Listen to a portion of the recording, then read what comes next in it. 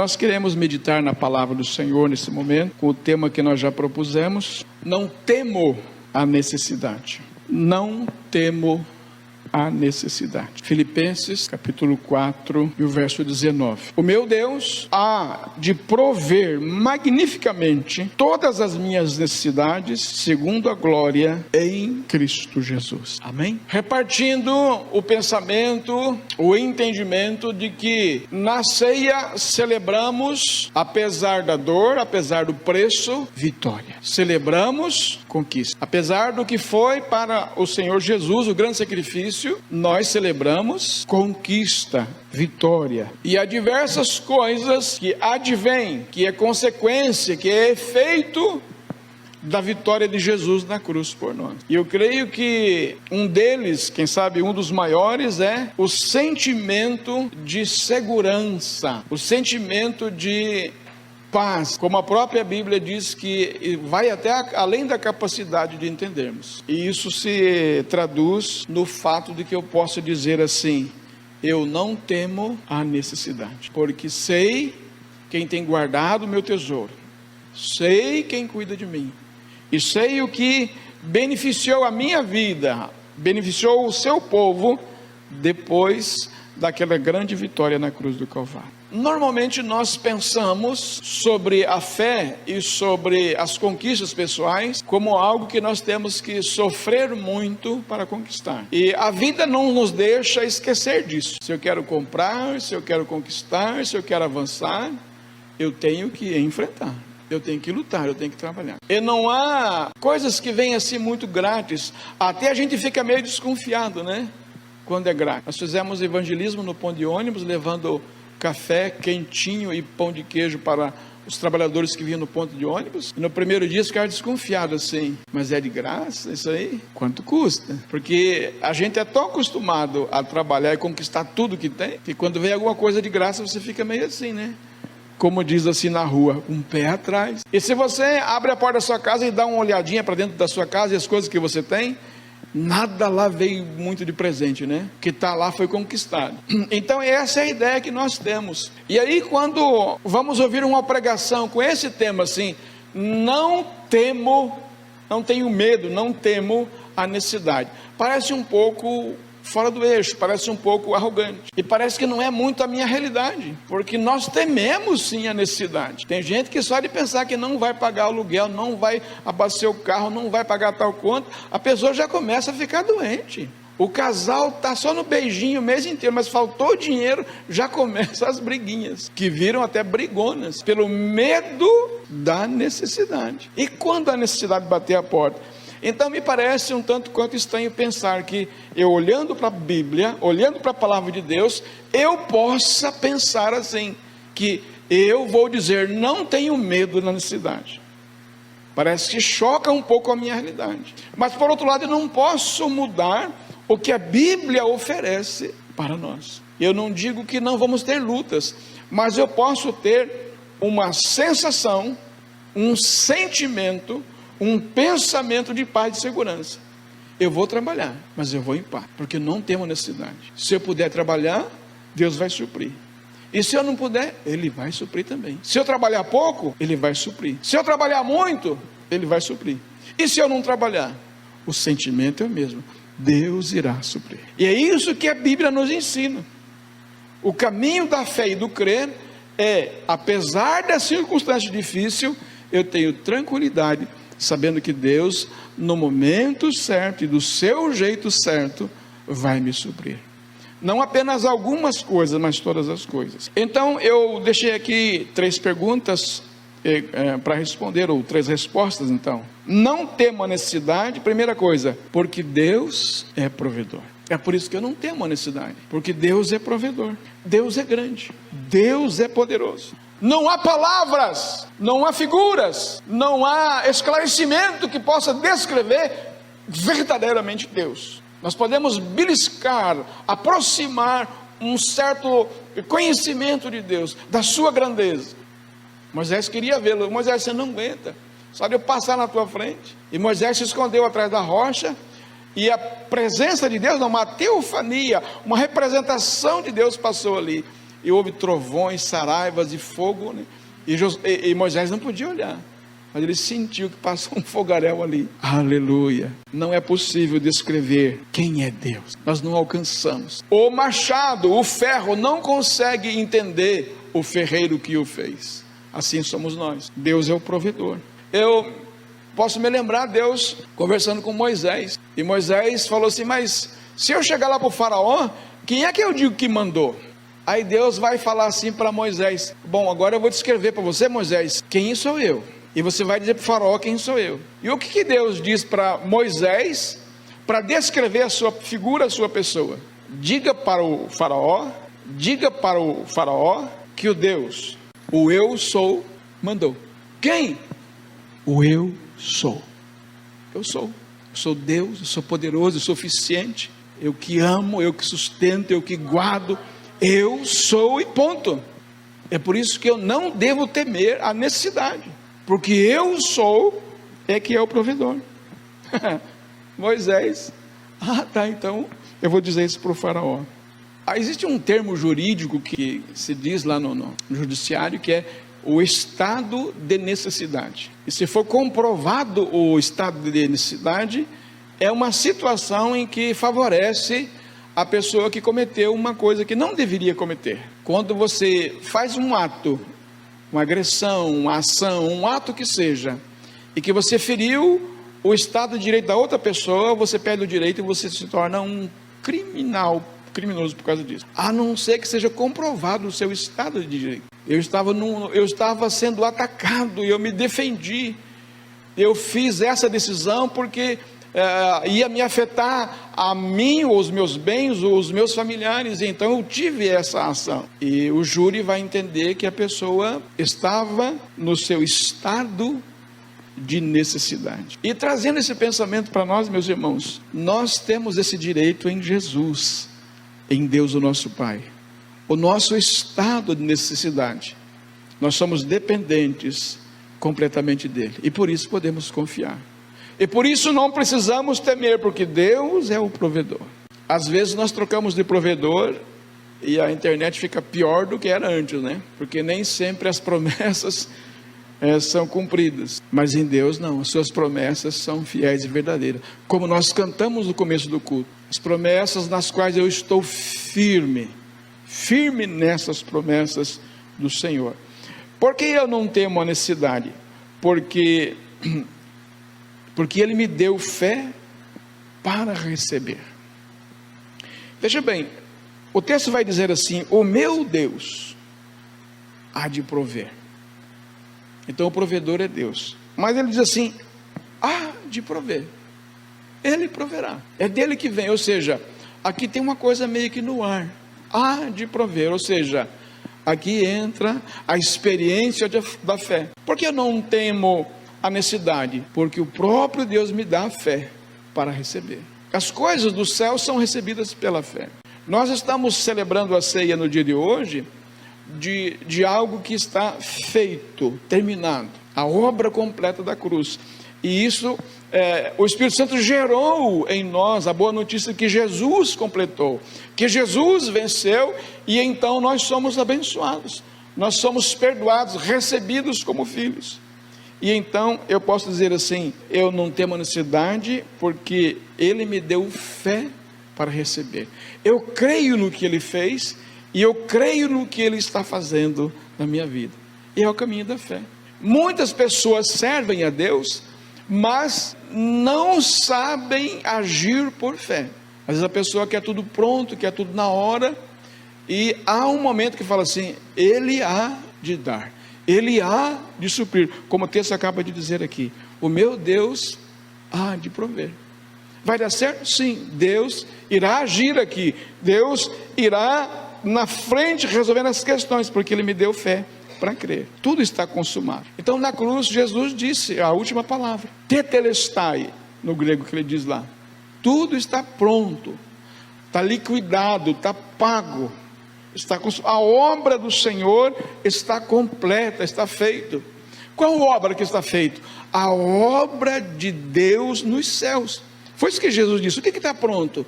A obra do céu que Ele veio fazer na terra está pronto. E aí nós oramos pela fé e dizemos assim: Pai nosso que estás no, santificado seja o teu nome, venha lá do céu, venha o teu reino. E então a obra de Deus está completa, e eu posso não temer a necessidade, porque Ele me deu fé para receber. E nós precisamos aprender esse caminho da fé. As coisas do reino do céu vêm dos céus, e Deus nos deu capacidade de crer. É o caminho da fé. A fé nas coisas humanas não nos leva muito longe. A fé na promessa de um homem não nos leva muito longe. A fé na nossa capacidade não vai nos levar muito longe. A fé é em Deus que vem do reino dos céus, que manifesta na terra, porque Deus me deu fé para receber. Nós podemos reagir como quem olha para o espelho e falar sem sentido. Que quando você conversa com um espelho, você não conversa com ninguém, né? É só um reflexo de você ali. Às vezes falamos, mas lá no fundo não cremos. Ou então, diante da necessidade, nós nos calamos. Como que nós reagimos? Falamos sem sentido ou nos calamos? Nós não tememos a necessidade porque temos fé para crer que Deus vai entrar com a providência. Então eu venho participar da ceia. Eu venho rodear minha mesa com os meus irmãos, porque eu creio verdadeiramente que Ele morreu, ressuscitou. Não é uma história apenas, não é uma coisa do registro histórico, é uma coisa real. Eu senti isso, eu fui perdoado, eu me sinto perdoado como uma nova criatura. Às vezes nós estamos aguardando pela fé. Marta e Maria disseram assim: vamos avisar Jesus. Olha, recebeu o recado lá, Jesus, teu amigo, aquele que você ama, está feio lá, está ruim, vai morrer, venha socorrer. Quando Jesus responde, ele fala: o meu amigo, vamos lá. Então, da parte daquelas duas irmãs, elas estão aguardando que Jesus vem. E a fé, meus irmãos, é essa esperança, essa crença de que Jesus vem, que quando eu chamo, que quando eu confio, Ele vem. Hoje alguns dos irmãos estão aqui pensando: essa semana eu preciso que Ele venha nessa situação. Isso é fé.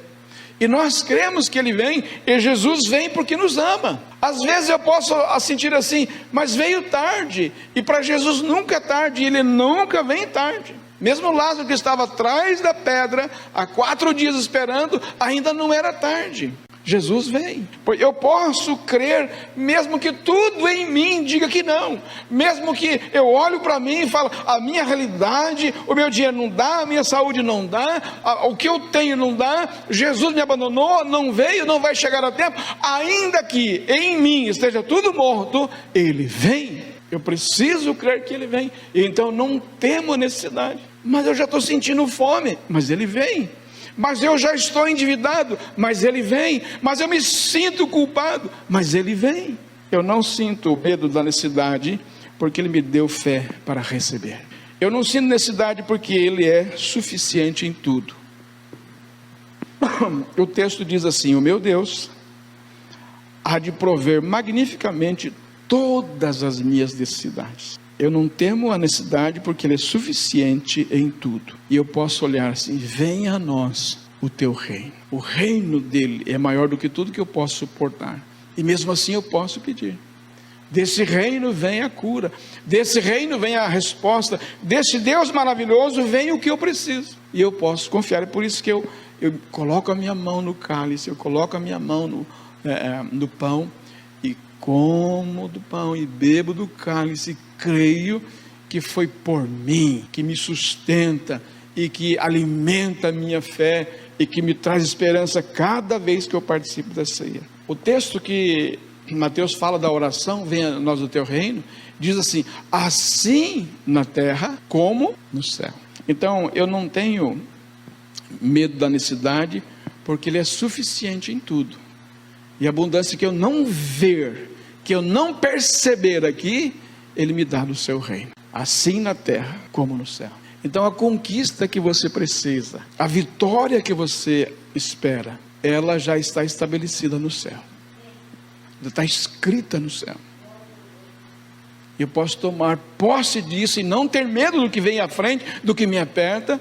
Pela fé eu creio que Deus já está descendo, vindo, me alcançando. Mas eu já estou no meu limite. Não, o teu limite é Deus. É Ele que determina o limite de Lázaro e o seu. No meu eu já perdi a esperança, no meu eu já perdi a fé, eu já não confio mais, eu já me entreguei. Sim, mas esse é o teu limite. O teu limite é Deus quem determina. Às vezes, quando eu não consigo orar, Ele lê uma lágrima que eu solto. Às vezes eu não consigo confiar, Ele sabe do que eu preciso. Às vezes eu não consigo, eu não sei orar, Ele sabe que palavra eu vou dizer antes que ela chegue à minha boca, porque Ele é suficiente em tudo. Quando você vai comer alguma coisa que você gosta e te dão só um pedacinho, você fala, mas só um pedacinho? Não satisfaz. Com Deus não tem isso. Deus satisfaz. O apóstolo Paulo falou assim: Senhor, está doendo, está difícil, o Senhor podia me atender? E Deus fala assim: não, a minha graça te basta. Paulo desanimou? Não. Paulo voltou atrás? Não. Paulo diminuiu a sua intensidade? Não. Foi até o fim. Sabe o que Paulo ganhou, meus irmãos, no final da vida dele, depois de trabalhar tanto pelo Evangelho? Ele ganhou uma machadada no pescoço. Tem lá, meus irmãos, até o lugar lá, uma pedra em pé, onde os presos colocavam a cabeça lá, e desceu o machado no pescoço dele, e a cabeça rolou no chão. Até o último instante, ninguém ouviu falar que o apóstolo Paulo reclamou, chorou. Ele disse: eu não tenho a minha vida por preciosa, eu não temo a necessidade. Se tem bastante, eu sei viver bem. Se tem pouco, eu sei viver bem. Ou seja, ele nos ensina que Deus é suficiente em tudo. Ele sustenta e segura o meu estado de necessidade. E uma paz tão grande invade o meu coração, a ponto de continuar crendo que no tempo certo Ele irá resolver. Por último, meus irmãos, eu não temo a necessidade, porque Deus faz, segundo a sua glória, em Jesus. O meu Deus há de prover magnificamente todas as minhas necessidades, segundo a sua glória, em Cristo Jesus. Você é muito precioso. Você é a pessoa mais preciosa que tem para Deus. Eu sim, você, todos nós sim, todos nós, individualmente sim. Deus tem esse amor, tem esse cuidado, e é capaz de nos amar individualmente, porque você é muito, muito precioso, muito, muito preciosa aos olhos do Senhor. Eu vejo Deus conversando com Adão, sua imagem, sua semelhança, as conversas, a dedicação. Quando Jesus olha para aquele povo, né, com a multidão, ele fala: nossa Deus, um povo andando como ovelhas que não tem pastor, uma compaixão subindo ao coração de Jesus. E aí nós aprendendo que nós somos preciosos aos olhos do Senhor. Às vezes, quando você vê um filho chegando assim e te pede alguma coisa, e fala: não, eu faço isso para você, eu faço com gosto, porque você é o meu filho, a minha filha. Assim é o pai, assim nos trata. Lembra da semana passada do filho pródigo? O pai está lá aguardando, já tem o anel, já tem o boi lá, já tem a capa, já tem o sapato, já tem tudo preparado. Ele tem um prazer de nos atender, porque nos amamos. Olhamos para a Bíblia, meus irmãos, e vemos pessoas tortas, que nem nós. Olha o Pedro da vida, meus irmãos. Olha todos, olha o Moisés, olha o Zaqueu, olha o Mateus, olha cada um deles. Pessoas tortas, sem esperar, pecadores, enganadores, mentirosos, adúlteros, mas tiveram um encontro com Deus, no Velho Testamento, no Novo Testamento, e se tornaram pessoas extraordinárias. E Deus, quando olha para você, vê uma pessoa extraordinária, e eu posso ter a confiança de que Ele vai suprir, porque Ele me acha extraordinário. Ele vai suprir, eu não devo temer a necessidade. Quando você estender a mão para pegar o pão e o cálice, é comida, é bebida que mata a fome. O pão mata a fome, o cálice mata a sede. O Senhor nos mata a fome e a sede. Espiritualmente nós podemos sair em paz como pessoas alimentadas espiritualmente, sabendo que Ele vai suprir. Eu faço a minha parte, eu tenho que trabalhar, mas eu trabalho num estado de necessidade, com quem sabe que Deus irá suprir. Homens que encontram com Deus se tornam pessoas extraordinárias. E estar num culto como esse é estar num encontro com Deus, amém? Efésios, para encerrar, capítulo 1, verso 3. Bendito o Deus e Pai do nosso Senhor Jesus Cristo, que nos tem abençoado com toda sorte de bênção espiritual nas regiões celestiais em Cristo. Amém? Então guarde essa palavra, que ao participar da ceia eu posso guardar no meu coração que eu não temo a necessidade, porque meu Deus é provedor, porque me deu fé para receber, porque Ele é suficiente em tudo, porque faz segundo a glória em Jesus. E a glória em Jesus é que essa glória manifesta a cada um de nós. Estamos assentados em Cristo Jesus, nas regiões celestiais da palavra. Somos feitura dele, imagem e semelhança do seu ser. Amém? Se você pode, fique de pé e vamos orar.